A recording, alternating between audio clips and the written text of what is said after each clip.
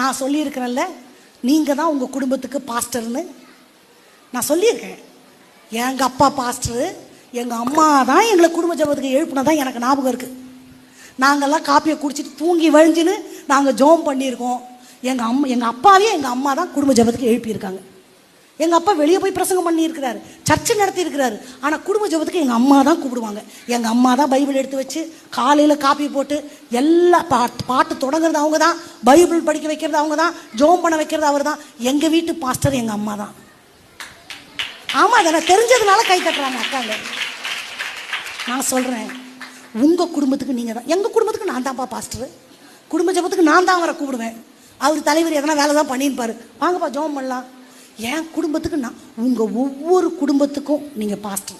இதை விட ஒருபடி மேலே சொல்கிறேன், அது மிகையாகாது.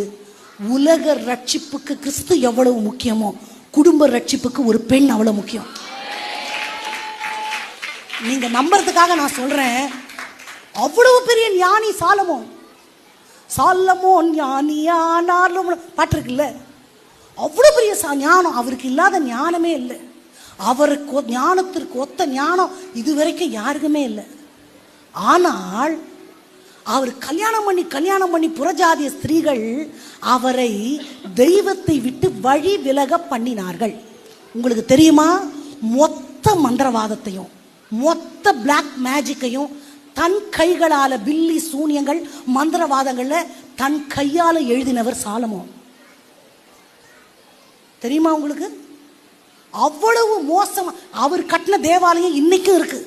இஸ்ரேல் தேசத்துக்கு போனா அவர் கைகளால் கட்டப்பட்ட ஆண்டவர் எல்லாரையும் சொல்ல, யோனாவிலும் சாலமோனிலும் பெரியவர்னு சாலமோன் பேரை மென்ஷன் பண்ணி தன்னை கம்பேர் பண்றாரு. அப்படிப்பட்ட மனுஷன் வழி விலக யார் காரணமானா? மனைவிகள்.